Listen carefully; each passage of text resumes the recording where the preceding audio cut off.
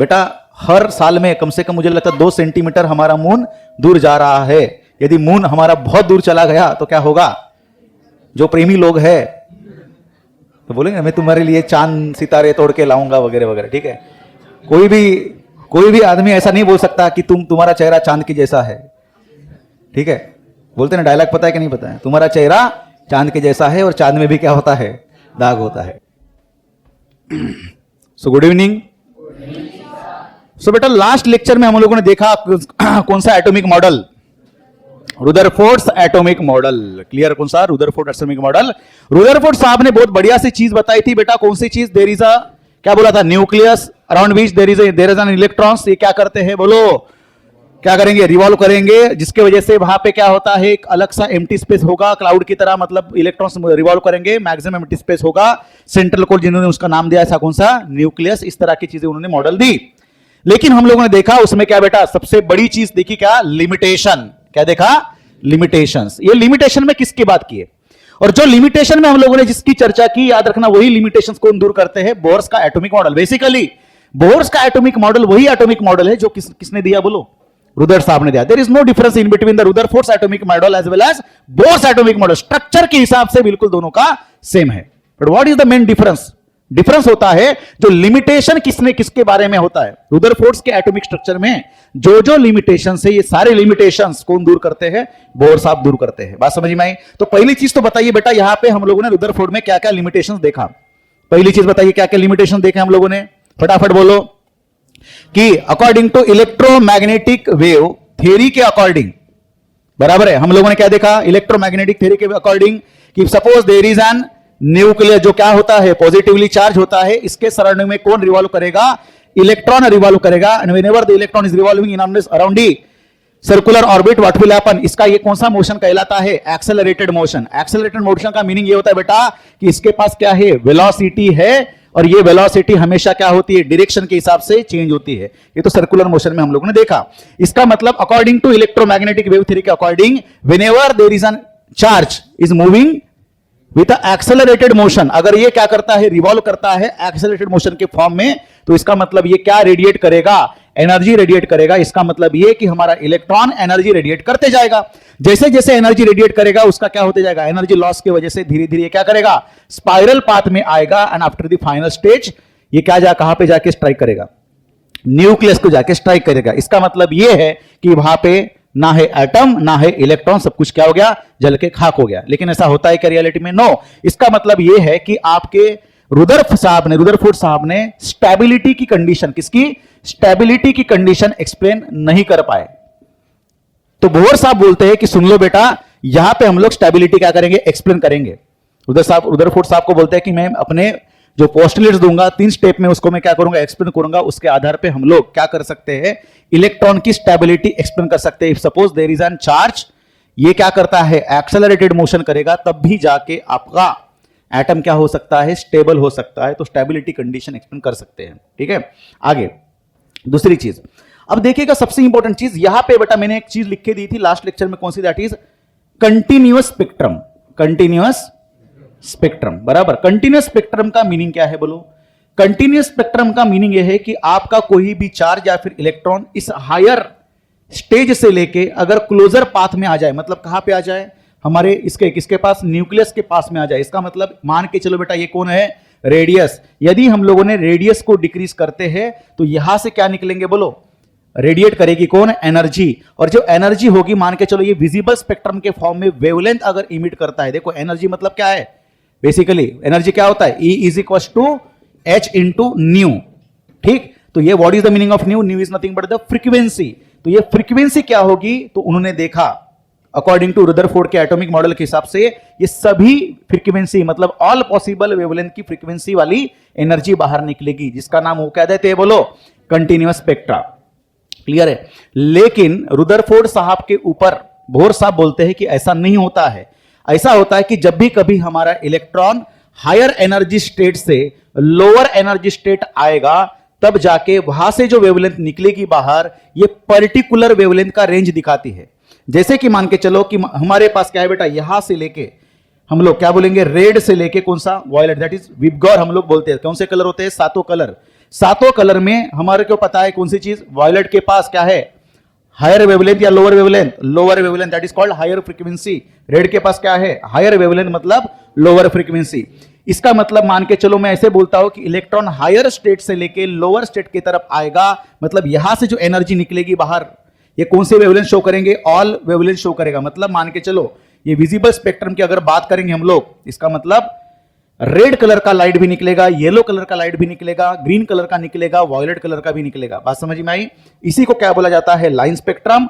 लेकिन atomic spectrography में, atomic spectrography, what is the meaning of atomic spectrography? Atomic spectrography में हम लोग किसी भी एटम का स्पेक्ट्रम क्या करेंगे, वहां पे स्टडी करते हैं। एटॉमिक स्पेक्ट्रोग्राफी में हम लोग कोई भी हायर स्टेट से जब इलेक्ट्रॉन लोअर स्टेट पे क्या करेंगे, भेजेंगे, मतलब हायर एनर्जी लेवल से लोअर एनर्जी तरफ। मतलब जैसे ही हम लोग क्या करेंगे, देखो इलेक्ट्रॉन जरूरी नहीं कि हमारा उसी ऑर्बिट में, या फिर अभी तक ऑर्बिट मैंने वर्ड यूज नहीं किया है, हम लोग बोलते हैं ऑर्बिट क्योंकि हम लोगों ने सीखा, लेकिन ऊपर वाले मतलब हायर रेडियस से लोअर रेडियस की तरफ, मतलब पास में आएगा तो वो क्या बाहर निकालेगा, एनर्जी बाहर निकालेगा। ये एनर्जी जब निकलती है तो पर्टिकुलर गैस के लिए, पर्टिकुलर एटम के लिए, पर्टिकुलर वेवलेंथ का कलर या फिर वेवलेंथ की एनर्जी बाहर निकलेगा। या फिर वेवलेंथ की बात ना करो तो हम लोग फ्रीक्वेंसी की बात कर सकते हैं। तो पर्टिकुलर शोक होता है। जैसे कि मान के चलो एटॉमिक स्पेक्ट्रोग्राफी में क्या दिखता है, मान के चलो बेटा यहां पे हम लोगों ने क्या लिया, गैस लिया। क्या लिया, गैस। मान के चलो ये गैस हमारा कोल्ड गैस है, क्लियर। अब यहां से हम लोग क्या करते हैं, यहां पे व्हाइट लाइट क्या करेंगे, सेंड करेंगे। व्हाइट लाइट में कौन से कलर्स होते हैं, सातों के सातों कलर, दैट इज वॉयलेट से लेके रेड कलर तक सातों भी कलर होते हैं। स्पेक्ट्रोग्राफी में हमको क्या दिखता है कि यहां से जब हम लोग यहां से पास करेंगे बेटा, तो सभी का सभी कलर्स यहां पे स्पेक्ट्रोग्राफी में दिखेंगे। मतलब कौन सा, रेड से लेके वॉयलेट तक सभी कलर दिखेंगे। लेकिन बीच बीच में हमको कुछ डार्क स्पॉट्स या फिर डार्क लाइन दिखाई देते इस तरह से। अब देखो थोड़ी देर के लिए इमेजिन करिए, कौन सी चीज, कि वॉयलेट से लेके रेड तक वो सातों कलर कैसे किस तरह से दिखेंगे, इंद्रधनुष की तरह दिखेंगे, मतलब रेनबो की तरह दिखेंगे। उस रेनबो पे मान के चलो कि यहां पे क्या दिख रहे हैं, छोटे छोटे ब्लैक कलर के स्पॉट दिख रहे हैं। इसका मतलब उस ग्राफ में कौन से आपके कलर्स मिसिंग है, ये वाले कलर्स क्या है, मिसिंग है। इसका मतलब यह है कि इस एटॉमिक स्पेक्ट्रोग्राफी में, दैट इज एटॉमिक एब्सॉर्प्शन हुआ है। क्या हुआ है, एब्सॉर्प्शन हुआ है। इस एटॉमिक एब्सॉर्प्शन में आपके यहां पे देखो सबसे इंपॉर्टेंट चीज, एटॉमिक स्पेक्ट्रोग्राफी होती क्या है, दैट इज ये होता है इंटरैक्शन। किसके बीच का इंटरैक्शन होता है बेटा, यहां पे एनर्जी एंड मैटर का, एनर्जी एंड मैटर का इंटरैक्शन, यही पढ़ाया जाता है एटॉमिक स्पेक्ट्रोग्राफी में। तो देखो यहां पे क्या है, white light, what is this white light, radiation. ये रेडिएशन किसके साथ हम लोग इंटरैक्ट कर रहे हैं, हमारे मैटर के साथ। जब ये मैटर क्या करेगा, एब्सॉर्ब करेगा, तो कौन से कलर का एब्सॉर्ब किया, ये पर्टिकुलर वेवलेंथ का। मान के चलो इसको अपन बोलेंगे आसपास में 530 एंगस्ट्रॉम का लाइट। यहां पे मान के चलो ये कितना हो सकता है, वेवलेंथ मान के चलो 490 वेवलेंथ का लाइट हो सकता है, कितना, 420 वेवलेंथ का लाइट। इस तरह से बात समझ में आ रही है। जैसे जैसे आगे बढ़ेंगे वेवलेंथ क्या हो जाएगा, वॉयलेट की तरफ घटते जाएगा। इसका मतलब यह है बेटा कि यहां पे पर्टिकुलर वेवलेंथ क्या होता है, वो एब्सॉर्ब करेगा, बाकी सारे कलर्स आपको स्पेक्ट्रोग्राफी में दिखेंगे। ठीक, तो ये रहा एब्सॉर्प्शन स्पेक्ट्रा। तो एटॉमिक एब्सॉर्प्शन स्पेक्ट्रा नाम देंगे इसको, ठीक है। क्या देंगे अपन नाम, एटॉमिक एब्सॉर्प्शन स्पेक्ट्रा। सिमिलरली हम लोग कौन सा, इमिशन स्पेक्ट्रा भी पढ़ सकते हैं। तो इमिशन स्पेक्ट्रा में हम लोगों ने क्या देखा, जब देखो अब यहां पे क्या हुआ, कोल्ड गैस के हर एक मॉलिक्यूल क्या किए हम लोगों ने, इसको क्या दिए, एनर्जी दिए। एनर्जी कौन से फॉर्म में दिए, लाइट भेज के। अब यहां पे बेसिकली थर्मोनिक का कंडीशन भी यूटिलाइज किया जाता है, उसको हीट भी किया जाता है। हीट की वजह से क्या होगा, वो एक्साइटेड होता है, बराबर है। अब इमिशन स्पेक्ट्रा के बाद हम लोग ये देखते हैं कि वही गैस जब इमिशन करने की बारी आई तो वो कौन सा कलर का लाइट देगा, जो आपका यहां पे मिसिंग वेवलेंथ दिख रहा है ना, स्पैचेस। ये जो स्पैचेस है इसको पकड़ के बाकी पूरा ब्लैक दिखाई देता है। इसका मतलब ये कि ग्राफ में क्या दिखाई देगा, ये कलर और ये वाला कलर दिखाई देगा। कौन से समय, इमिशन के समय। इसका मतलब क्या, यहां पे हमारा एटम उस कोल्ड गैस का बेसिकली कौन सा लाइट एब्सॉर्ब कर रहा है, पर्टिकुलर वेवलेंथ का, और कौन सा रिलीज कर रहा है, पर्टिकुलर वेवलेंथ का, मतलब पर्टिकुलर फ्रीक्वेंसी का बोल सकते हैं। ये बात समझ में आई, क्या सभी कलर का वो एब्सॉर्प्शन सभी कलर इमिट करेगा क्या, नहीं। हम लोगों ने अलग अलग तरह तरह के गैसेस लिए, जैसे एर्गॉन लिया, क्रिप्टॉन लिया, जेनॉन लिया, तो हर एक आपका गैस जो अलग अलग क्या करेगा, कलर शो करेगा, ठीक है। बात समझ में आई? इसका मतलब यह है बेटा कि आपके एटॉमिक स्पेक्ट्रोग्राफी में एब्सॉर्प्शन स्पेक्ट्रा और इमिशन स्पेक्ट्रा में जैसे हम लोगों ने एनर्जी और मैटर का क्या किया, इंटरेक्शन किया, हमको एक दिखाई पड़ी कौन सी चीज कि हमारा एटम, देखो जब एनर्जी वो रिलीज करेगा कौन, उतना क्या किया, एब्सॉर्ब किया, और जब रिलीज करने की बारी है किसको, उस एटम को, तो एनर्जी रिलीज करना मतलब क्या, इलेक्ट्रॉन कहां से आएगा, हायर एनर्जी स्टेट से लेके लोअर एनर्जी स्टेट की तरफ जब आता है तभी जाके एनर्जी रिलीज होती है। और पर्टिकुलर गैस के लिए जो एनर्जी रिलीज हुई उसकी क्या है, पर्टिकुलर वेवलेंथ है, ना कि हर कलर का लाइट बाहर निकलेगा। आई बात समझ में? इसका मतलब ये कि ये कंटिन्यूअस स्पेक्ट्रम के जगह पे एक नया वर्ड हम लोग यूज कर सकते हैं जिसका नाम क्या है, डिस्क्रीट स्पेक्ट्रम। क्या बोलेंगे? तो ये जो स्पेक्ट्रम आपको दिखेगा ये क्या है आपका, डिस्क्रीट स्पेक्ट्रम। ठीक है, डिस्क्रीट का मीनिंग पर्टिकुलर, बात समझ में आई? डिस्क्रीट का मीनिंग क्या है, पर्टिकुलर। क्लियर हो गया कंसेप्ट? इसी को बोलेंगे तो कंटिन्यू दिखेगा ना, डिस्क्रीट दिखेगा। बात समझ में आई? डिस्क्रीट का मीनिंग तब बोहर साहब को ऐसा लगा होगा उस समय, कौन सी चीज कि सर रुदरफोर्ड सर, अब देखिएगा यहां पे अब नया जमाने का शुरुआत होता है। मतलब कौन सा जमाना, जहां पे 1915 के आसपास, दैट इज 1915 के आसपास, तब तक आपके प्लैंक्स भी आ गए थे, तब तक आपके आइंस्टाइन साहब भी आ गए थे, और कुछ आसपास 10-12 साल के बाद और वहां पे एक चीज निकली जिसका नाम क्या था, D Broglie hypothesis, that is dual nature of radiation and matter का जो कंसेप्ट हम लोग पढ़ते हैं वही कंसेप्ट आ गया था। मतलब बेसिकली बोहर साहब का एटॉमिक मॉडल और उनके पोस्टुलेट इस जमाने में रिलीज होते हैं। इसका मतलब ये कि he is the person who is actually eight in between classical physics और आपके मॉडर्न फिजिक्स का तालमेल जोड़ के लाते हैं। ये वो ऐसे साइंटिस्ट है और जो देते हैं कौन सी चीज कि सर ऐसा नहीं होता, ऐसा होता है। आई बात समझ में? तो हम लोग लिख लेंगे कौन सी चीजें लिख लेंगे बेटा, यहां पे बोलो कि क्या बोलते हैं, बोलो बोर्स एटॉमिक मॉडल के अकॉर्डिंग बोर्स साहब क्या बोलते हैं कि बेसिकली इन 1915 ओके दी नील बोर, उनका नाम क्या है, Niels Bohr, okay, gives the same atomic model which is incorporated to the atomic model suggested by, बोलो किसने सजेस्ट किया, रुदरफोर्ड। ठीक है, पहली चीज। दूसरी चीज उन्होंने क्या दिया बोलो, this model is based on the atomic spectrum of an hydrogen atom, of an hydrogen atom. उन्होंने कौन सा एटम लिया बेटा, बोलो हाइड्रोजन एटम लिया। किसके लिए, एटॉमिक स्पेक्ट्रा शो करने के लिए। अब हाइड्रोजन एटम में कितने इलेक्ट्रॉन्स है, एक, क्लियर, और हाइड्रोजन एटम के अंदर कितने प्रोटॉन है, एक। आई बात समझ में? तो सबसे इजीएस्ट एटम हमारा कौन सा रहा, हाइड्रोजन रहा। ठीक है, जिसको हम लोग बोलेंगे दैट इज हाइड्रोजन स्पेक्ट्रम। क्या बोलेंगे, हाइड्रोजन स्पेक्ट्रम। तो एटॉमिक स्पेक्ट्रम की जगह पे हम लोग नई टर्मिनोलॉजी यूटिलाइज करेंगे, कौन सा, हाइड्रोजन स्पेक्ट्रम। क्लियर? इसका मतलब एनर्जी किसको देंगे, हाइड्रोजन को देंगे। एनर्जी देंगे मतलब इलेक्ट्रॉन्स को क्या दिए हम लोगों ने, एनर्जी दिए। इलेक्ट्रॉन क्या होगा, एक्साइटेड होगा। एक्साइटेड होने के बाद वो एनर्जी क्या करेगा, लूज करेगा। फिर इलेक्ट्रॉन कहां पे आएगा, नीचे आएगा। ये तो बात हमको जनरल हमको पता है। ठीक है, इसको बोलेंगे क्या हम लोग, हाइड्रोजन स्पेक्ट्रम। क्लियर हो गया कंसेप्ट? चलो आगे। अब ठीक है, उसके बाद कौन सी चीज कि by Bohr the new modern physics and classical physics. Classical का मीनिंग बोलो क्या होता है, जो पहले के जमाने में पढ़ाया जाता था उसको हम लोग क्या बोलेंगे, classical physics. The new modern physics and classical physics combined to form a semi classical physics to describe a new atomic structure for hydrogen और हाइड्रोजन लाइक एटम। अब देखो यहां पे हाइड्रोजेनिक स्पेक्ट्रम भी इसको बोल सकते हैं। इन्होंने पूरा का पूरा जो कंसेप्ट दिया ये किसके लिए होता है, हाइड्रोजन के लिए या फिर हाइड्रोजन लाइक एटम्स के लिए। अब हाइड्रोजन लाइक एटम का मीनिंग क्या है, हाइड्रोजन के पास एक एटम, एक प्रोटॉन, एक इलेक्ट्रॉन, ठीक। या फिर हम लोग बोल सकते हैं जैसे कि हीलियम के पास अगर मैंने क्या क्या बोलो ऐसा लिखा, इसका मतलब क्या है, हीलियम के पास कितने इलेक्ट्रॉन्स थे, 2, उसमें से कितना इलेक्ट्रॉन निकाल लिए, 1 निकाल लिए तो एक प्लस आ गया। बात समझ में आई।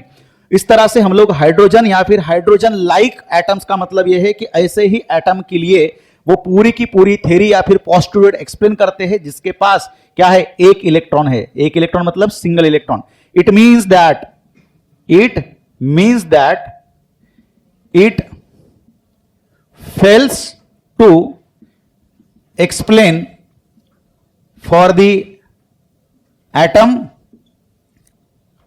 which has multiple electrons। ये इसका लिमिटेशन है सबसे बड़ा। कौन सा, कि बोहर साहब ने जो चीज दी उसमें एक से ज्यादा अगर इलेक्ट्रॉन्स रहे तो यहां पे इंटरेक्शन मतलब इलेक्ट्रॉन इलेक्ट्रॉन इंटरेक्शन का कंसेप्ट ये बोल नहीं सकते, ठीक है। तो इसके ऊपर जो है ये बेसिकली फिर इसके आगे अलग अलग थेरीज, अलग अलग कंसेप्ट्स आते हैं। तो फिलहाल अपने जो बोर्ड में दिया है, हमारे सिलेबस में दिया है, उतना हम लोग इसको पढ़ेंगे। बात समझ में आई। चलो अब यहां पे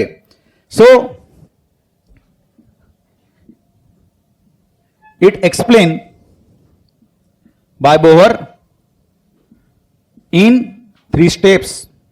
कितने स्टेप्स में एक्सप्लेन करते हैं, 3 स्टेप में, ठीक है। और ये 3 स्टेप को ही बोला जाता है क्या, दैट इज 3 पोस्टुलेट्स, जो क्या बताएंगे, जो किसकी लिमिटेशन दूर करते हैं, बोलो रुदरफोर्ड की लिमिटेशन दूर करेंगे, ठीक है। अब देखो कैसे कैसे बोलते हैं, ठीक है।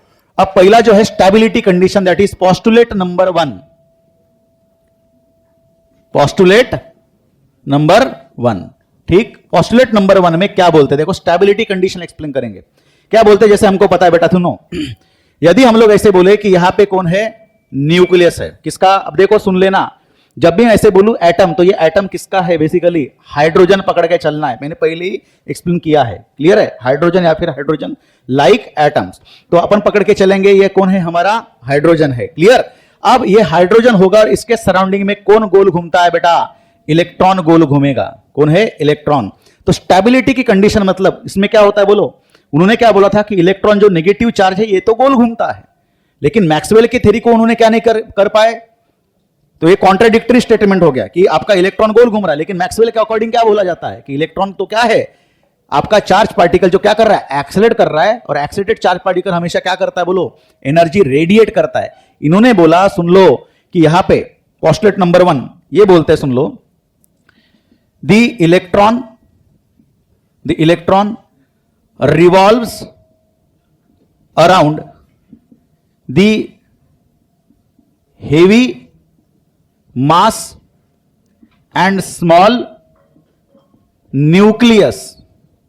किस कारण में गोल घूम रहा है, हेवी मास स्मॉल न्यूक्लियस। पहले लिखेंगे in a fix circular orbit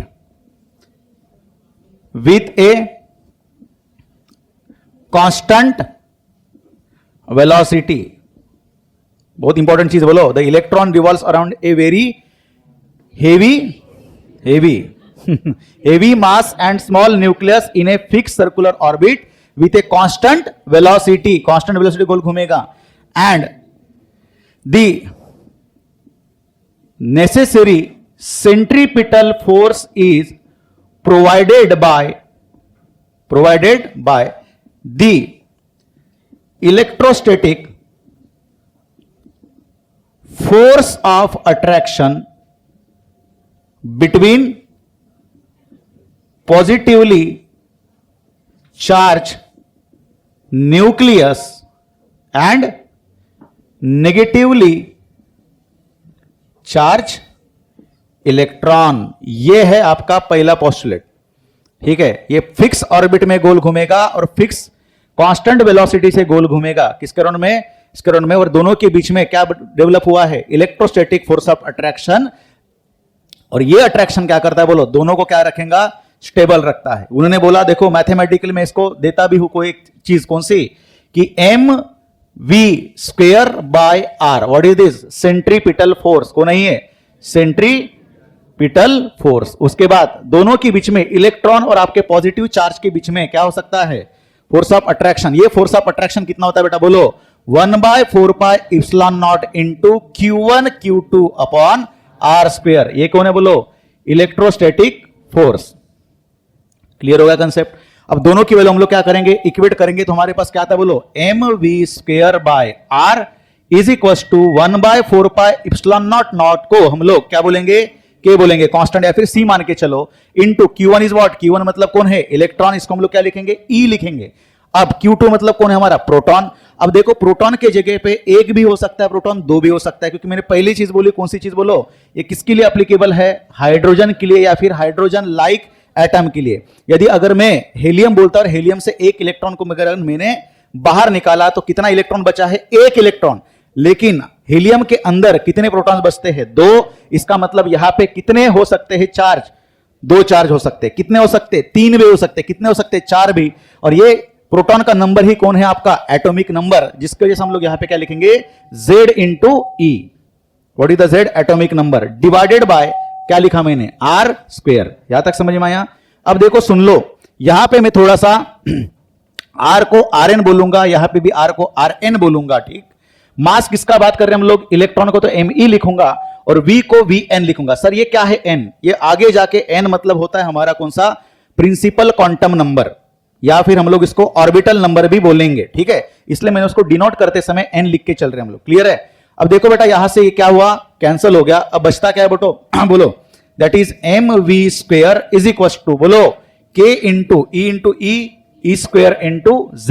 ये बना आपका इक्वेशन नंबर 1। आई बात समझ में? सॉरी, क्या बचा? और नीचे एक बचा है, कौन सा? That is Rn, equation number 1। आई बात समझ में? आगे बढ़ेंगे। अब देते हैं पोस्टुलेट नंबर 2। तो यहां पे आज बात होती है किसकी? स्टेबिलिटी की। बात समझ में आया? जैसे कि हमारा क्या होता है? बोलो इलेक्ट्रॉन अगर प्रोटॉन के अराउंड में गोल घूमे तो दोनों के बीच में क्या होता है? Centripetal force. ये कौन प्रोवाइड करता है? Electrostatic force of attraction. जैसे कि हमारे मून रोटेट करेगा किसके अराउंड में? अर्थ के अराउंड में, तो क्या प्रॉब्लम है वहां पे? सॉरी, कौन से सेंट्रीपिटल फोर्स प्रोवाइड करेगा? बोलो ग्रेविटेशनल फोर्स। ठीक है, प्रॉब्लम है क्या? नहीं है? नहीं है प्रॉब्लम बेटा। हर साल में कम से कम मुझे लगता है 2 सेंटीमीटर हमारा मून दूर जा रहा है। यदि मून हमारा बहुत दूर चला गया तो क्या होगा? जो प्रेमी लोग हैं तो बोलेंगे मैं तुम्हारे लिए चांद सितारे तोड़ के लाऊंगा वगैरह वगैरह। ठीक है, कोई भी आदमी ऐसा नहीं बोल सकता कि तुम्हारा चेहरा चांद के जैसा है।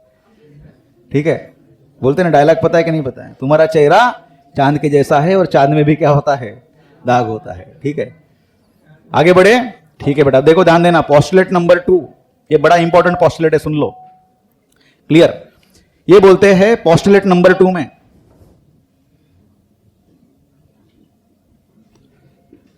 देखो पोस्टुलेट नंबर 2 क्या एक्सप्लेन करता है? पोस्टुलेट नंबर 2 हमारा ऑर्बिट फिक्स क्या करता है? फिक्स करता है। किस तरह से? किसका? इलेक्ट्रॉन का। इट मींस दैट इलेक्ट्रॉन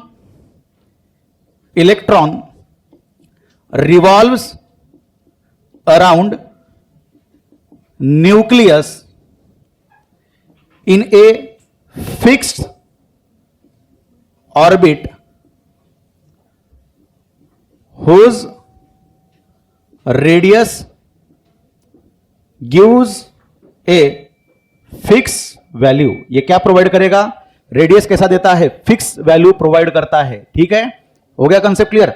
अब जब रेडियस ही फिक्स है, इसका मतलब आपका इलेक्ट्रॉन, सुन लो, आपका इलेक्ट्रॉन न्यूक्लियस के अराउंड में जब गोल घूमेगा, जैसे कि ये एक इलेक्ट्रॉन हुआ, ये सेकंड इलेक्ट्रॉन हुआ, ये थर्ड इलेक्ट्रॉन हुआ, तो यहां का इसका रेडियस, इस इलेक्ट्रॉन का रेडियस कैसा रहा? फिक्स रहा। इस इलेक्ट्रॉन का रेडियस कैसा रहा? फिक्स रहा। इस इलेक्ट्रॉन का रेडियस कैसा रहा? फिक्स रहा। आई बात समझ में? तो ये पर्टिकुलर इलेक्ट्रॉन अगर इस वाले रेडियस के साथ अगर लेके घूमता है तो रेडियस कभी भी चेंज नहीं होगा। ये तभी होगा, तो इस रेडियस से ये रेडियस क्या हुआ? मान के चलो इस रेडियस की वैल्यू बेटा 2 सेंटीमीटर, इस रेडियस की वैल्यू मान के चलो है 4 सेंटीमीटर। दोनों में डिफरेंस कितना है? तो ये हमेशा याद रखना, अगर ये इलेक्ट्रॉन यहां पे आया तो डिफरेंस कितना दिखेगा? 2। ठीक है, 1.5 कभी डिफरेंस दिखेगा नहीं, ऐसा ये बोलता है। It means that the electron revolves around nucleus in a fix orbit whose radius gives a fix value, या फिर फिक्स नंबर देता है कौन? रेडियस, जिसके आधार पे सेकंड पोस्टुलेट हम लोग कंप्लीट कर सकते हैं। देखिए क्या बोलता है? So that it's angular momentum, it's angular momentum is equal to integer multiple of h by twice pi. इसका मतलब ये कि यहां पे एंगुलर मोमेंटम हम लोग किससे डिनोट करते हैं बेटा? L से। किससे डिनोट करते हैं? L। क्लियर हो गया concept? Angular momentum is what? R into P। P की वैल्यू क्या होती है? M into V। तो L की वैल्यू किसके बराबर? mvr। किसके बराबर? mvr। तो ये angular momentum that is L, ये किसके बराबर है? Integer multiple of h by twice pi. Integer multiple मतलब कौन? n, इंटीजर नंबर, ठीक है, into h by twice pi. What is the meaning of sir h? That is Planck's constant, बराबर है, डिवाइडेड बाय ट्वाइस पाई। इतना आपको मिलेगा किसके आधार पे? सेकंड पोस्टुलेट के आधार पे। सो what is the meaning of n? n की शुरुआत करेंगे हम लोग 1 2 3 एंड सो ऑन। क्लियर? तो इसके आधार पे हम लोग बोल सकते हैं बेटा कि L की वैल्यू क्या लिखेंगे? mvr is equal to nh by twice pi.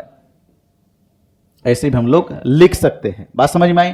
इसका मतलब समझ के चलिए कि यहां पे अगर मैं ऐसे लिखता हूं r is equal to nh by twice pi m into v, तो जैसे जैसे हम लोग n चेंज करेंगे वैसे वैसे r चेंज होते जाएगा। बात समझ में आई? जैसे जैसे हम लोग n चेंज करेंगे r बदलते जाएगा, और ये r की वैल्यू कैसे होगी? हमेशा फिक्स होगी। आई बात समझ में? लेकिन सर यहां पे तो एक चीज दिख रही है कि बोलिए कि हम लोग ऐसे भी बोल सकते कि v is equal to nh by twice pi m r। तो जैसे जैसे हम लोग n चेंज करेंगे क्या चेंज होगा? v भी चेंज होगा।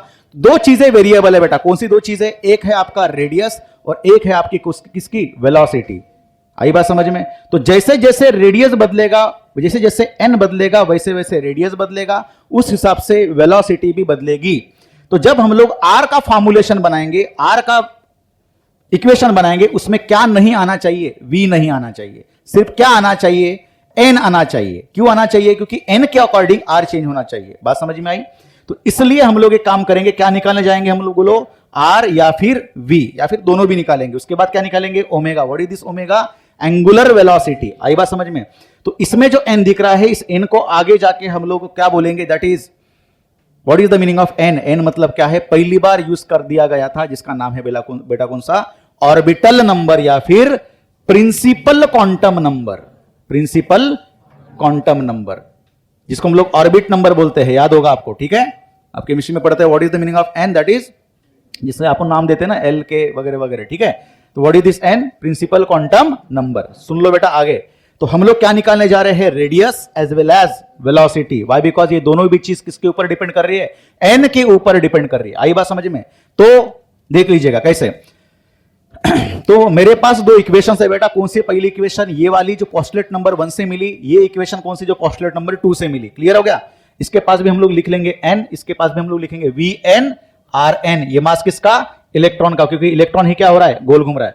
अब आपको समझ में आया है मैंने यहां पे Rn या फिर Vn क्यों लिखा? वाई? बिकॉज जैसे जैसे n चेंज होगा, मान के चलो what is the meaning of n? n की वैल्यू मैंने रखी 1। इसका मतलब कौन से ऑर्बिट में इलेक्ट्रॉन गोल घूम रहा है? फर्स्ट ऑर्बिट में। उस पे मैं यहां पे क्या लिखूंगा? R1। What is R1? उस पहले ऑर्बिट का रेडियस। मैंने लिखा n की वैल्यू 2, इसका मतलब r की वैल्यू क्या लिखेंगे? R2। तो क्या हुआ? किसका रेडियस? कौन सा रेडियस?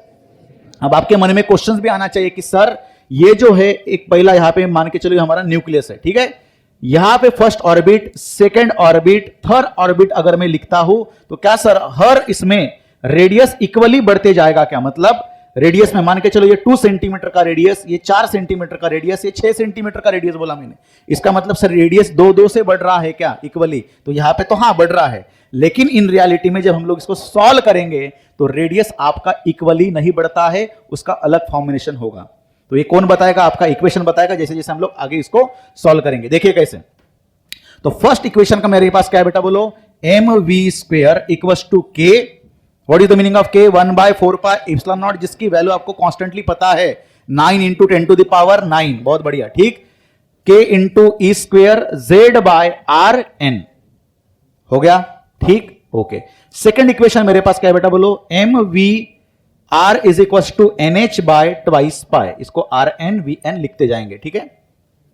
ओके, अब बताइए यहां पे हमको निकालना है बेटा R, हमको क्या निकालना है, R निकालना है। तो क्या करें, यहां पे देखिए हमारे पास दो इक्वेशन रहे, मैं यहां से क्या करता हूं, देखो हमको क्या नहीं चाहिए, V नहीं चाहिए हमारी इक्वेशन में। क्यों नहीं चाहिए, क्योंकि हमारा R जैसे चेंज होगा V भी चेंज होता है, लेकिन हमारा R किसके ऊपर डिपेंड करना चाहिए, ओनली एंड ओनली N के ऊपर। N is what, principal quantum number. तो V अगर नहीं चाहिए तो एक काम करता हूं मैं, दैट इज VN लिखता हूं NH बाय ट्वाइस बाय, और M और RN इधर लेके जाएंगे, that is M into RN, और ये वैल्यू हम लोग पुटअप करेंगे यहां पे। चलेगा किसी को कोई दिक्कत?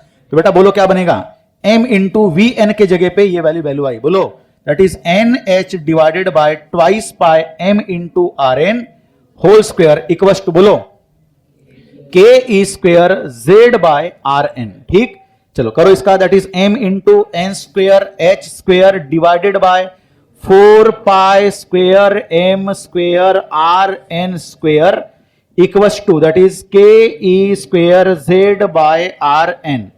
यहां का एक RN, यहां का RN कैंसिल, एक RN बचा है। हमको क्या चाहिए, RN, तो RN लेके जाओ इधर, ये बाकी का पूरा टर्म लेके आओ इधर, तो मेरे पास बचता है RN इज इक्वल टू, बोलो K ई स्क्वायर Z नीचे आया, तो ये बचा आपका, बोलो M N square H square divided bye, हाँ K ये लिख लो 4 pi square M square into K ई स्क्वायर इंटू Z। ठीक, यहां का M यहां का M गेट कैंसल, तो RN की वैल्यू बनी आपकी, बोलो, तो मैं यहां पे लिखता हूं that is H square divided by 4 pi square into M into K E square. Clear हो गया? ठीक है, अब सुन लो क्या लिखे होंगे, और Z।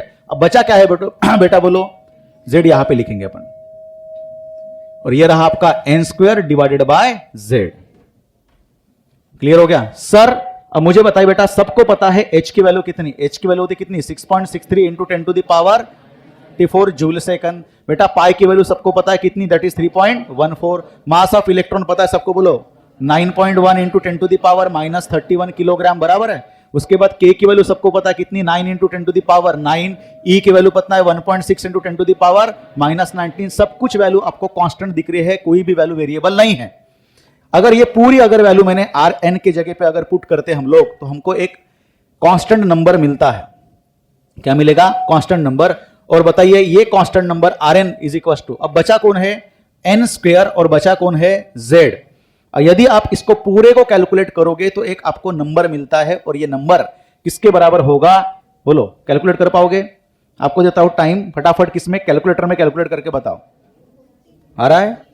नहीं आ रहा है? कैलकुलेटर यूज करने के बाद भी यदि नहीं आ रहा है तो चुल्लू भूर पाने में। बेटा इसकी वैल्यू आती है, मैं देखो आपका कैलकुलेशन होने के पहले मैंने यहां पे लिख के रखा है, that is 5.29 into N square by Z into 10 to the power minus 11। ये निकला आंसर मीटर में।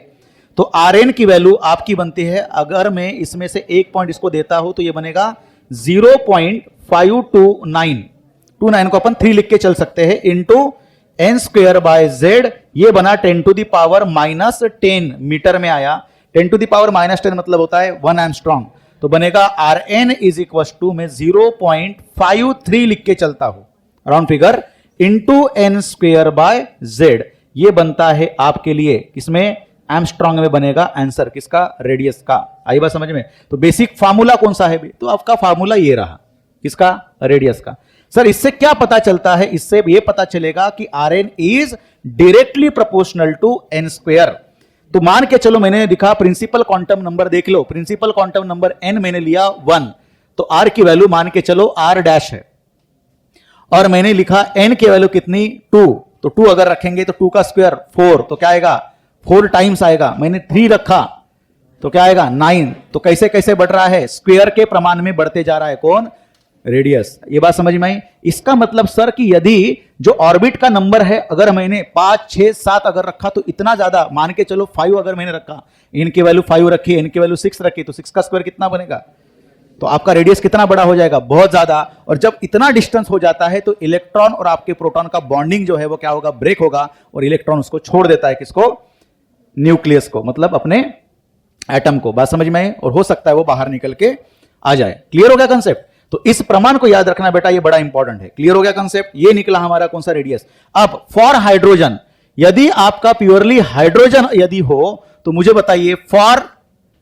फर्स्ट प्रिंसिपल क्वांटम नंबर के लिए मुझे बताइए n की वैल्यू किसके बराबर, 1 के बराबर, और हाइड्रोजन अगर होगा तो z की वैल्यू किसके बराबर, 1 के बराबर।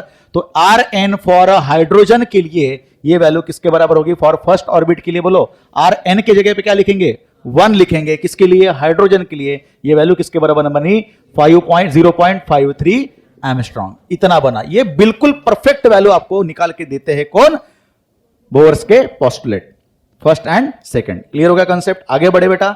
अब देखिएगा यहां पे हम लोग किसके तरफ बढ़ रहे हैं, वेलोसिटी। अब बताइए वेलोसिटी कैसे निकाले, तो हमारे पास इक्वेशन दोनों भी हम लोग स्टेबलाइज करेंगे। किसका इक्वेशन नंबर, पोस्टुलेट नंबर 1 का इक्वेशन और पोस्टुलेट नंबर 2 का इक्वेशन। पोस्टुलेट नंबर 1 का इक्वेशन क्या बोलता है, दैट इज mv स्क्वायर बराबर divided by Rn is equal to बोलो k E square z by Rn square. ये तो लिख के दिया था मैंने, बराबर है।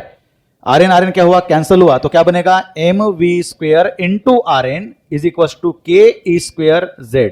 यहां का बचा जो Rn है यहां पे मैंने लिख लिया। क्लियर हो गया कंसेप्ट? और सेकंड पोस्टुलेट में क्या दिया बोलो, इक्वेशन नंबर 1, इक्वेशन नंबर 2 में मैं लिखता हूं बोलो mv Rn is equal to nh by twice pi. Clear हो गया? इक्वेशन नंबर 2 Vn लिखेंगे इसको, ठीक है। अब दोनों भी इक्वेशन को मैं डिवाइड करना चाहूंगा। सर किस लिए डिवाइड कर रहे हैं, क्योंकि मैंने पहले ही क्लियर कर दिया था कि वेलोसिटी के फार्मूले में r नहीं आना चाहिए और r के फार्मूले में v नहीं आना चाहिए। अगर मैं डिवाइड करता हूं तो Rn और Rn क्या हो जाएगा, कैंसिल हो जाएगा। तो डिवाइड दिस इक्वेशन 1/2, तो आपको m से m क्या हो गया, कैंसिल। Rn से Rn क्या हो गया, कैंसिल। बाकी के देखो Vn से एक Vn कैंसिल, तो बचता है Vn is equal to k E square z by nh by twice pi.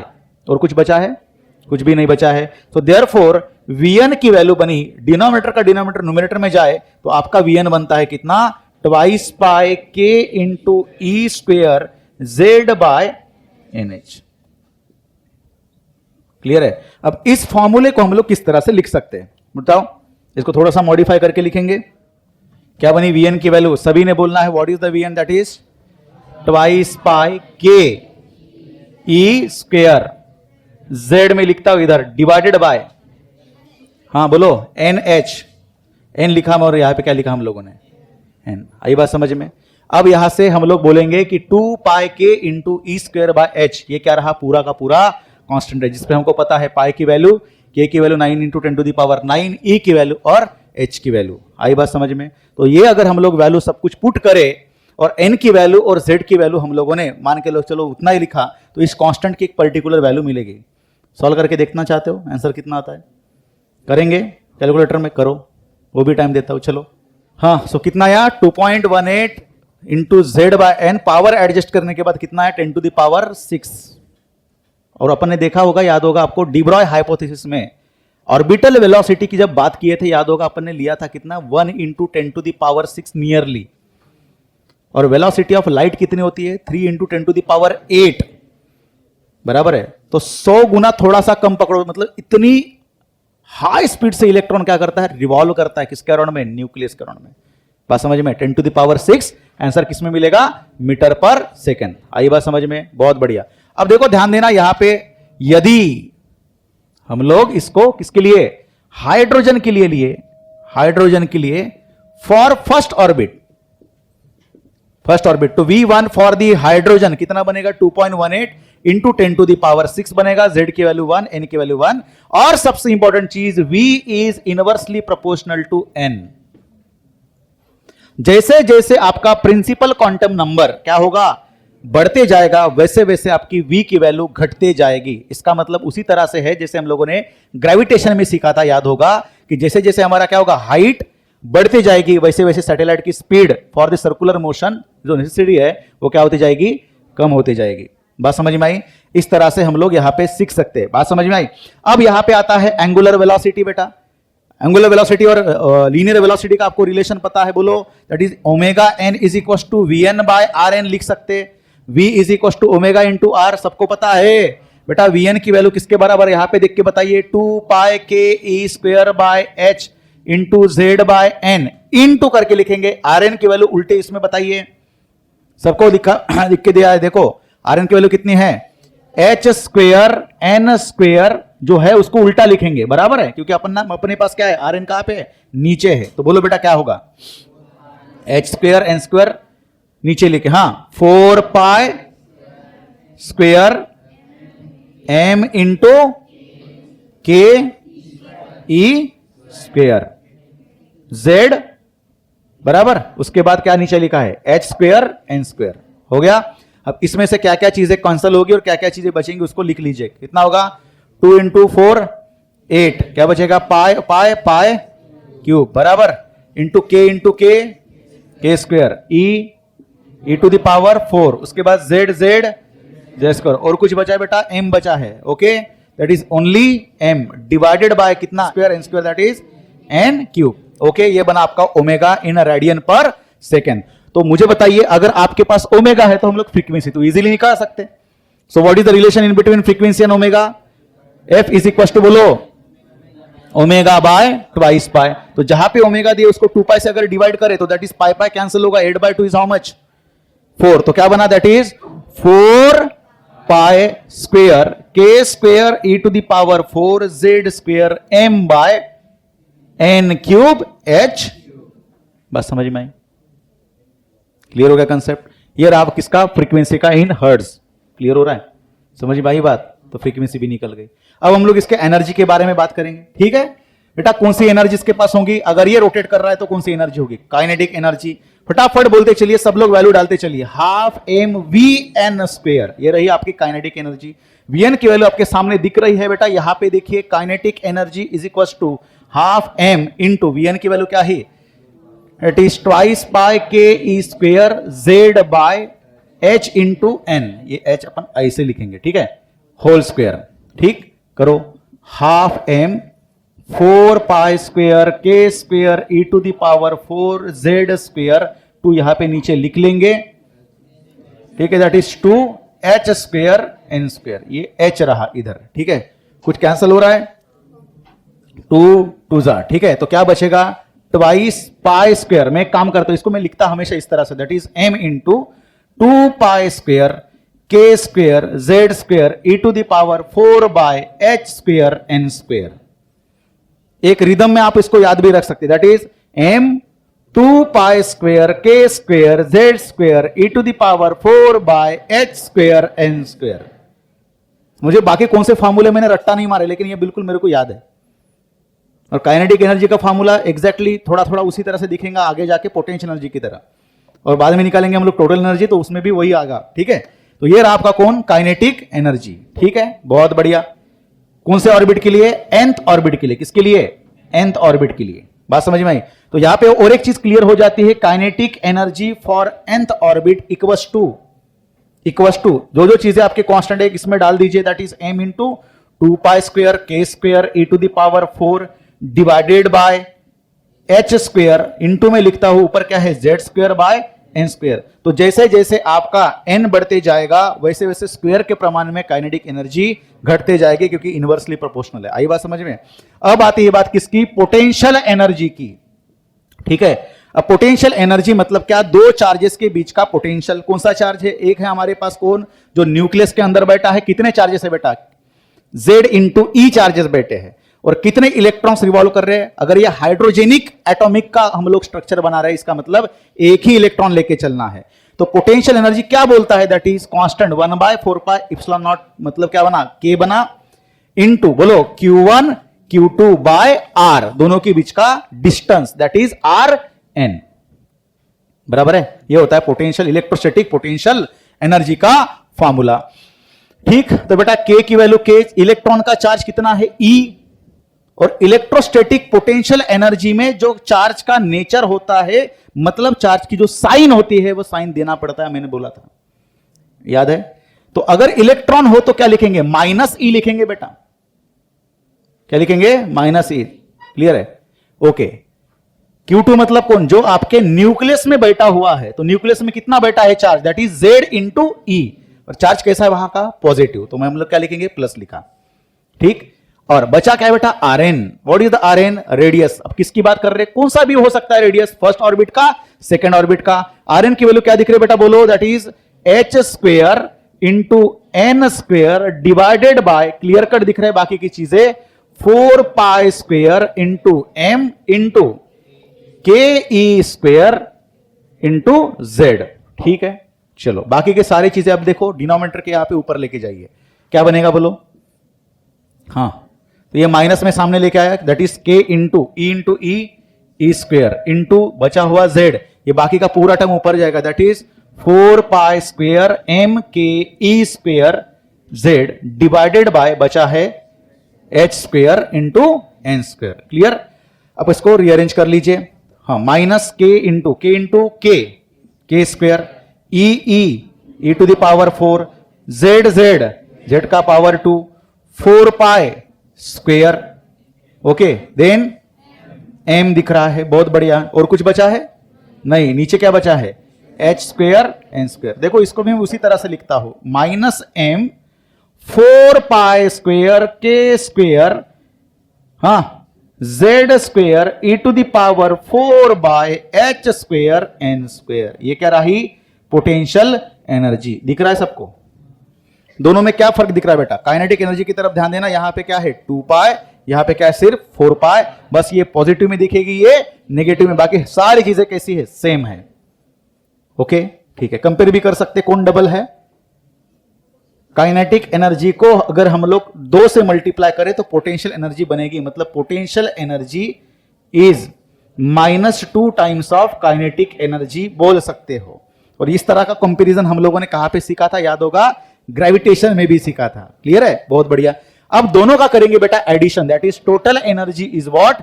Kinetic energy plus potential energy. अब आपको ही करके चलना है ये वाली चीज, मैं बताऊंगा नहीं। काइनेटिक एनर्जी की वैल्यू बताइए, बोलो। अब देखो यहां पे दोनों का एडिशन करेंगे, साइन क्या आएगा? बेसिकली ये वाला माला जो माइनस होगा, ये माइनस बीच में आएगा। तो जो चीजें आपके कांस्टेंट है पहले ही निकाल के रख दीजिए बेटा। क्या बनेगा बोलो? एम निकलेगा, बराबर है, 2 पाई स्क्वेयर भी निकलेगा, बराबर है, के स्क्वेयर भी निकलेगा। दोनों को देखो कंपेयर करते चलना है, ठीक है? हाँ बेटा बोलो, के स्क्वेयर निकलेगा, जेड स्क्वेयर निकलेगा, ई टू द पावर 4 निकलेगा डिवाइडेड बाय एच स्क्वेयर निकलेगा, एन स्क्वेयर निकलेगा। काइनेटिक एनर्जी के पास बचा कितना है? सिर्फ कुछ नहीं बचा है, बचा है सिर्फ 1। जिसके पास कुछ नहीं बचता है उसके पास क्या बचता है? 1। सबका मालिक 1। और इसके पास कितना बचा है? -2।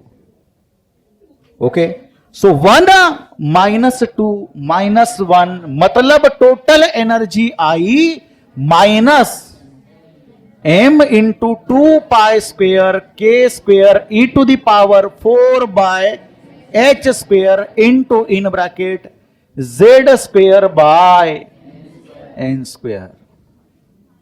फॉर्मूला तो वही है जो काइनेटिक एनर्जी का है। The total energy is minus of kinetic energy. That minus indicate that कि आपका इलेक्ट्रॉन अभी भी क्या है? बंधा हुआ है किसके साथ? आपके न्यूक्लियस के साथ। तो यदि मैं ऐसे बोलता हूं -10 जूल की एनर्जी इलेक्ट्रॉन के पास है, तो उसको न्यूक्लियस से तोड़ने के लिए कितना देना पड़ेगा? +10 जूल तो टूटेगा। आई बात समझ में?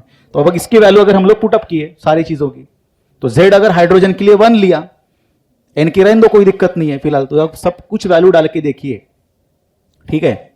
सब कुछ यदि आप वैल्यू डालते हो तो टोटल एनर्जी की value -13.6 into Z square by N square, ये मिलती है इलेक्ट्रॉन वोल्ट में। किसमें? इलेक्ट्रॉन वोल्ट में। आई बात समझ में? यदि मैं आपकी जेड की वैल्यू 1, मतलब कौन है ये? हाइड्रोजन, और आपका orbital number, principal quantum number की वैल्यू यदि 1 यदि पुट करता हूं, तो आपको टोटल एनर्जी फर्स्ट ऑर्बिट में मिलेगी कितनी? -13.6 इलेक्ट्रॉन वोल्ट। इसको अपन जूल में भी लिख सकते हैं, आपको पता है 1.6 × 10⁻⁻19 करके, ठीक है? ये मिली आपको वैल्यू। यदि मैं आपके n की वैल्यू, z की वैल्यू 1, मतलब हाइड्रोजन अगर एटम लेके चलते हैं, n की वैल्यू 2 रखेंगे, तो आपको ही बताना है टोटल एनर्जी की वैल्यू इससे ज्यादा आएगी या कम आएगी? कितनी आएगी? रख के देखिए। n की वैल्यू बढ़ाएंगे तो टोटल एनर्जी की वैल्यू घटते जाएंगी। आई बात समझ में? तो यदि आप टोटल एनर्जी, मतलब ये किसके लिए है? n की वैल्यू 1, टोटल एनर्जी की वैल्यू आसपास आपकी आएगी 3.4 इलेक्ट्रॉन वोल्ट के आसपास, यदि आप कितनी वैल्यू रखते हो, एन की वैल्यू 2 के पास रखते हो। आई बात समझ में? आप यदि एन की वैल्यू रखोगे कितनी 3, तो आपकी टोटल एनर्जी की वैल्यू मिलेगी कितनी, -1.5 इलेक्ट्रॉन वोल्ट के आसपास में।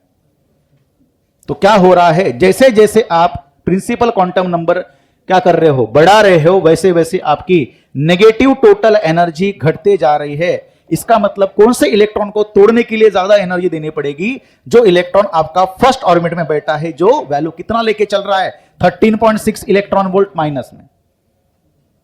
आया समझ में? ठीक है। अब यहां से डिस्क्रीट का कंसेप्ट आगे आता है। ठीक है, ठीक है। अब लास्ट में आती है बात। अब जब हम लोगों ने एनर्जी की बात की, सर यहां पे क्या दिख रहा है, डिफरेंस दिख रहा है किसमें? देखो, यदि मैं एन की वैल्यू पुटअप करूं तो यहां पे कितना डिफरेंस दिख रहा है, -13.6। सेकेंड ऑर्बिट में कितना दिख रहा है, 3.4। कितने का डिफरेंस दिख रहा है बेटा? आसपास में 10 इलेक्ट्रॉन वोल्ट का डिफरेंस दिख रहा है। सेकेंड ऑर्बिट और थर्ड ऑर्बिट में अगर कैलकुलेशन करके देखो तो आसपास में 2 इलेक्ट्रॉन वोल्ट का डिफरेंस दिख रहा है। तो जैसे जैसे इलेक्ट्रॉन का ऑर्बिट बढ़ता है, वैसे वैसे दो एनर्जी लेवल में, मतलब दो ऑर्बिट के एनर्जी लेवल में क्या होगा, गैप क्या होते जाएगा, घटते जाएगा। तो सबसे ज्यादा एनर्जी की गैप कहां पे मिलेगी, ऑर्बिट नंबर 1 और ऑर्बिट नंबर 2 में। यदि मैंने आपको एक सिंपल सा क्वेश्चन पूछा कि आपका इलेक्ट्रॉन ऑर्बिट नंबर 2 से ऑर्बिट नंबर 1 पे आ गया, तो इसका मतलब ये बेटा सिंपल ही है कि उसके पास कितना एनर्जी रिलीज करके आएगा, कितना एनर्जी रिलीज करके आएगा। सिंपल सी बात है, देखो ये इतने एनर्जी से बंधा हुआ है, कौन, इलेक्ट्रॉन, जब फर्स्ट ऑर्बिट में। बात समझ में आई? इसको कितना एनर्जी देंगे कि वो सेकंड एनर्जी में जाएगा, सेकंड स्टेट में जाएगा। आसपास में एक राउंड फिगर बता चलिए, देखो 13 पॉइंट है और ये 3 पॉइंट है, 13.5 के आसपास, ये 3.5 के आसपास। कितना दोगे, 10 दोगे। क्या दोगे, 10 एनर्जी दोगे। इलेक्ट्रॉन एक्साइटेड होगा, कौन से ऑर्बिट में जाएगा, सेकंड। और जब ये जंप करेगा फर्स्ट ऑर्बिट में, ये बेटा छूटेगा नहीं, इलेक्ट्रॉन हमारा फर्स्ट ऑर्बिट वाला फर्स्ट ऑर्बिट में ही आना है। तो जब वो फर्स्ट सेकंड से फर्स्ट ऑर्बिट में आएगा, कितना एनर्जी बाहर निकल के आएगा, आसपास में 10 इलेक्ट्रॉन वोल्ट। आई बात समझ में? इसका मतलब कि सर जब आपका इलेक्ट्रॉन फर्स्ट ऑर्बिट में हो तो कितनी एनर्जी लेके वो गोल घूम रहा है, -13.6 इलेक्ट्रॉन वोल्ट। क्या वो एनर्जी रेडिएट करेगा? नहीं। क्या वो एनर्जी लेगा? तो हां। जब वो एनर्जी लेगा तो क्या करेगा, ये आपका एक्साइटेड होगा। कितना एक्साइटेड होगा, जब तक उसको हम लोग बोलेंगे नहीं कि सेकंड ऑर्बिट में चला गया, तब तक बोलेंगे नहीं कि बहुत ज्यादा एक्साइटेड हुआ। बात समझ में आई? तो इसको हम लोग एक्सप्लेन करते हैं कौन से, थर्ड नंबर के पोस्टुलेट में। That is postulate number 3। क्या बोलते हैं postulate number 3? The electron revolving, the electron is revolving around the nucleus in a fixed stationary orbit। Stationary orbit, बिल्कुल स्टेशनरी ऑर्बिट में क्या करेगा, रिवॉल्व करेगा। In that case it does not radiate an energy, ये किसी भी तरह से एनर्जी रेडिएट नहीं करेगा। आप कनेक्शन लगा पा रहे हो किसके साथ, रुदरफोर्ड के एटॉमिक मॉडल के साथ। वहां पे इलेक्ट्रॉन जब रिवॉल्व करता है तो अकॉर्डिंग टू मैक्सवेल थ्योरी के हिसाब से क्या बोला जाता है, ये एनर्जी हमेशा रेडिएट करेगा और जाके कहां पे डूबेगा, न्यूक्लियस के तरफ। ये बोलते हैं तब तक हमारा क्या बोलते हैं, स्टेशनरी ऑर्बिट में रिवॉल्व करते रहेगा और ये किसी भी तरह से एनर्जी रेडिएट नहीं करेगा। तब तक, कब तक, जब तक हम लोग बाहर से इसको एनर्जी नहीं देते हैं। ठीक है, it does not radiate an energy. Okay, it radiates an energy। ठीक है, कितने एनर्जी रेडिएट करेगा, ये तभी एनर्जी रेडिएट करेगा जब ये कहां पे, कहां से जंप करेगा, हायर स्टेशनरी ऑर्बिट से लेके लोअर स्टेशनरी ऑर्बिट में। It radiates an energy when it transit from higher stationary orbit, बराबर, higher stationary orbit of higher energy, बराबर, higher stationary orbit to lower stationary orbit, lower stationary orbit. Clear है? And the radiated energy, energy जो बाहर निकलेगी energy, मतलब मान के चलो हम लोगों ने, सुन लो बेटा यहां पे इस तरह से मैं बोलता हूं कि ये आपके लेवल है दैट इज N2, ये है आपकी कौन N1। आपका इलेक्ट्रॉन यहां पे बेटा आपने क्या किया, इसको एनर्जी दिया, बराबर है। कितनी एनर्जी दी, आसपास में कितनी, 10 इलेक्ट्रॉन वोल्ट। इसके पास कितनी एनर्जी बची है, -13.6 इलेक्ट्रॉन वोल्ट माइनस में। कितनी देनी पड़ेगी, बहुत ज्यादा। तब कहां पे जाएगा ये इलेक्ट्रॉन, ऊपर जाएगा। तब यहां पे एनर्जी कितनी देखो, -3 कितना लिख के दिया मैंने, 3.4 electron volt. That is lower stationary orbit से लेके हायर स्टेशनरी ऑर्बिट में। लेकिन क्या ये इलेक्ट्रॉन रह पाएगा, नहीं रहेगा। जब ये इलेक्ट्रॉन नीचे आएगा बेटा यहां से, तो ये बाहर क्या करेगा, एनर्जी रेडिएट करेगा।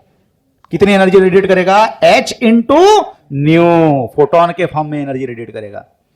अभी अगर विजिबल स्पेक्ट्रम हो तो लाइट दिखता है, इनविजिबल स्पेक्ट्रम हो तो नहीं दिखता है, ठीक है।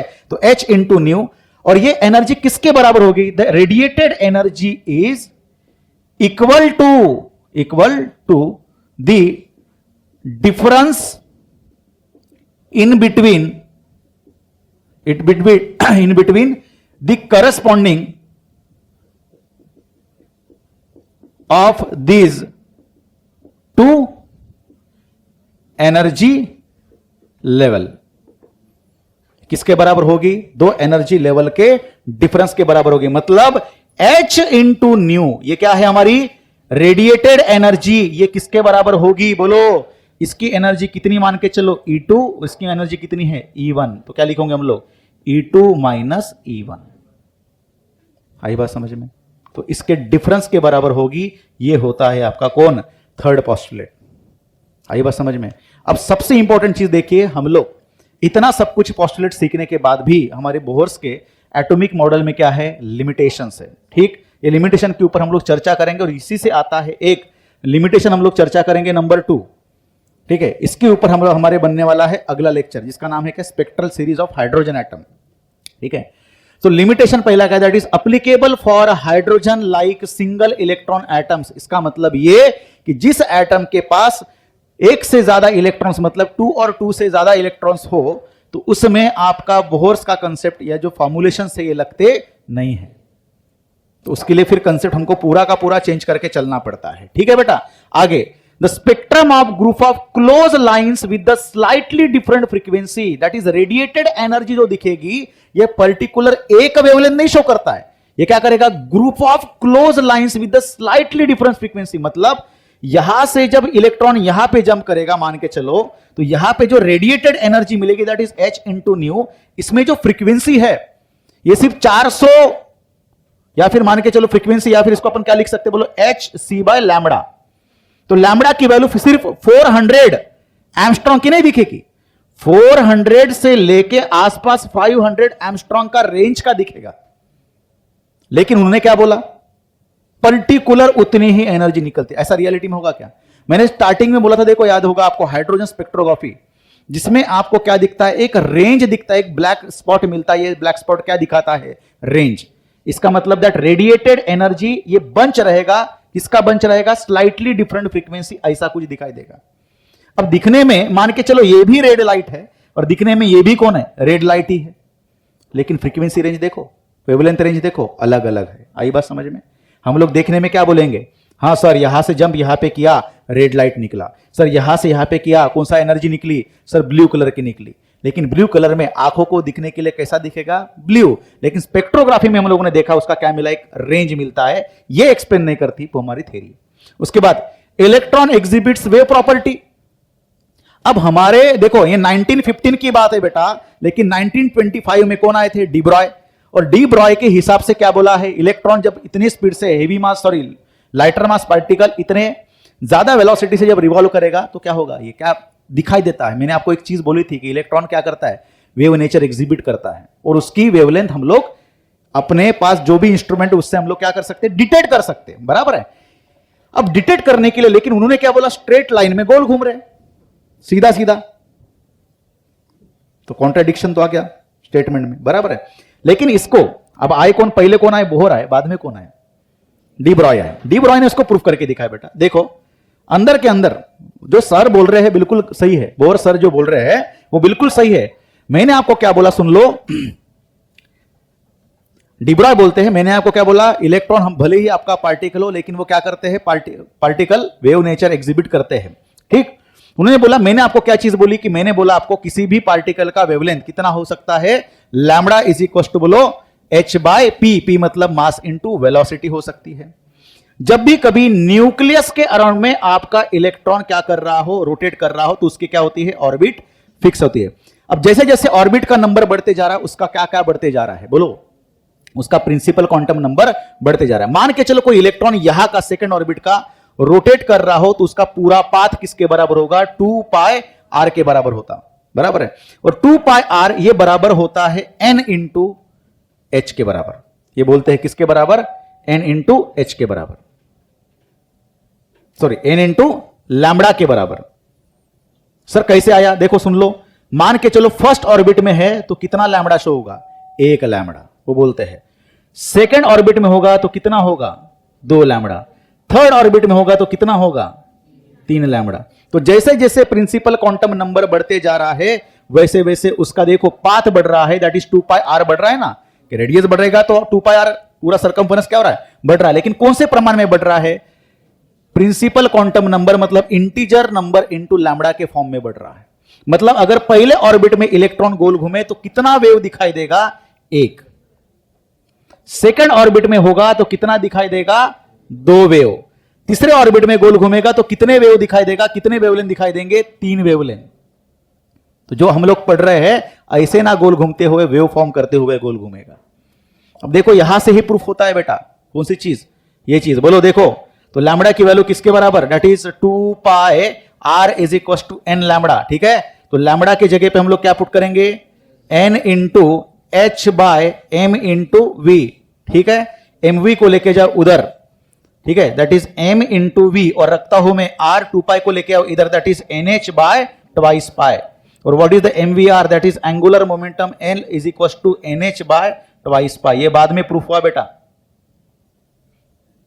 और ये कौन सा पोस्टुलेट है हमारा, सेकंड नंबर का पोस्टुलेट है। ये बात समझ में, उसके बाद क्लियर हो गया कंसेप्ट। मतलब वो क्या करता है, इलेक्ट्रॉन को ऐसे गोल घुमाते हुए एक शो कर दिया गया था, लेकिन हमको इन रियलिटी पता चलता है कि इलेक्ट्रॉन क्या करेगा, गोल घूमते समय वेव एग्जिबिट करेगा, लेकिन उन्होंने बोला नहीं था बोर साहब ने। ठीक है, देन रिलेटिव इंटेंसिटी, जब कभी भी हम लोग पढ़ रहे हैं तो आगे जाने के बाद हम लोग स्पेक्ट्रल सीरीज की बात करेंगे अगले लेक्चर में, तो हम लोग सिर्फ फ्रीक्वेंसी की बात कर रहे हैं। देखो इसमें भी पोस्टुलेट नंबर 3 में हम लोग किसकी बात कर रहे हैं, एनर्जी। एनर्जी के अंदर कौन छुपा है, फ्रीक्वेंसी। इसका मतलब कितने फ्रीक्वेंसी का एनर्जी रेडिएट होगा, कितने इंटेंसिटी का होगा, इसने बात की क्या, नहीं। तो हम लोग यहां पे पूरे का पूरा कंसेप्ट किसके ऊपर हम लोग गोल घूम रहे हैं, सिर्फ और सिर्फ फ्रीक्वेंसी, ना कि इंटेंसिटी उसकी, उस लाइट की या फिर उस स्पेक्ट्रम की कितनी तीव्रता होगी, इसकी हम लोग बात नहीं करते। उसके बाद splitting of spectral lines in magnetic field, that is known as Zeeman effect, and electric field that is Stark effect. मतलब इस कंडीशन के हिसाब से, अब देखो ये तो अपने सिलेबस में फिलहाल नहीं है, Zeeman effect and Stark effect. इसमें हम लोग स्पेक्ट्रल लाइन को भेजेंगे किसमें, जीमन में। और स्टार्क इफेक्ट मतलब क्या, इलेक्ट्रिक फील्ड और मैग्नेटिक फील्ड, दोनों भी फील्ड हम लोग अलग अलग लगा के देखे, उसकी ये जो आपको ऑब्जर्वेशन मिलता है वो ऑब्जर्वेशन कंप्लीटली अलग होती है, जो यहां पे एक्सप्लेन नहीं कर दिया जाता है। ठीक है, और 6 नंबर की चीज देखो, यहां पे एक बढ़िया चीज बोली उन्होंने, कौन सी, कि मेरे फॉर्मूले के हिसाब से मैं आपको क्या देता हूं, रेडियस देता हूं। क्या देता हूं, रेडियस। रेडियस पता चलने से हमको पता चलता है इलेक्ट्रॉन का कौन, पोजीशन। इलेक्ट्रॉन का क्या, पोजीशन। अरे आर पता चलेगा तो पोजीशन पता चलेगा ना। दूसरे ही साथ में क्या बोल रहे हैं, साथों साथ अगर आपको आर एन पता चला, मतलब रेडियस पता चला, तो आपको क्या पता चलेगा, वी एन भी पता चल सकता है, बराबर है। वी एन क्या देता है, वेलोसिटी। बेटा इसको अगर मैंने इलेक्ट्रॉन के मास से मल्टीप्लाई किया तो क्या मिलता है, मोमेंटम। क्या मिलता है, मोमेंटम एट nth ऑर्बिट। इसका मतलब ये समझ लो मैं क्या बोलना चाहता हूं, कि पूरे बोर्स के कंसेप्ट में एक ही टाइम पे आप पोजीशन और उसी टाइम पे उसका मोमेंटम साथों साथ निकाल सकते हो, एम आई राइट। लेकिन हाइजेनबर्ग अनसर्टेनिटी प्रिंसिपल क्या बोलता है, delta X delta P is greater than H by 4 pi, ऐसा कुछ सीखा होगा आपने केमिस्ट्री में। उसी समय और उसी साथ आप किसी भी इलेक्ट्रॉन का पोजीशन एज वेल एज उसका मोमेंटम नहीं बता सकते। इसकी डिटेल में नहीं जाएंगे, लेकिन हाइजेनबर्ग अनसर्टेनिटी बताता है, मतलब अनसर्टन है किसका, इलेक्ट्रॉन का पूरा नेचर। उस जगह पे उसी समय आप किसी भी इलेक्ट्रॉन का क्या पोजीशन, उसी समय क्या उसका मोमेंटम आप नहीं बता सकते, लेकिन बोहर साहब बोलते मैं बता सकता हूं। तो ये कॉन्ट्रेडिक्टरी स्टेटमेंट हो गया। तो ये क्या है, इसका लिमिटेशन है। आई बात समझ में। फिर आगे जाके मॉडर्न फिजिक्स में इसके बहुत अलग अलग क्या मिलते हैं, मतलब उसके ऊपर तर्क लगाए जाते हैं, फिर रिसर्च की जाती है और बाद में जाके फाइनल थ्योरी बनती है। अभी भी काम चालू है इसके ऊपर, एटॉमिक स्ट्रक्चर के ऊपर। ठीक है, तो ये रहा पूरा का पूरा लिमिटेशन, उसके बाद 3 पोस्टुलेट और इसके ऊपर के कुछ फॉर्मुलेशंस। क्लियर। तो अगले लेक्चर में हम लोग हाइड्रोजन स्पेक्ट्रम के बारे में बात करेंगे और याद रखिएगा यहां पे अलग अलग तरह के क्या आएंगे, स्पेक्ट्रल सीरीजेस आएंगे। ठीक है, और उसके बाद हम लोग बात करेंगे। ठीक है, तो ये सारा चीज जो है आप लोगों ने नोट डाउन कर लेना है और सब कुछ पढ़ के आना है नेक्स्ट लेक्चर में। ठीक है, चलो।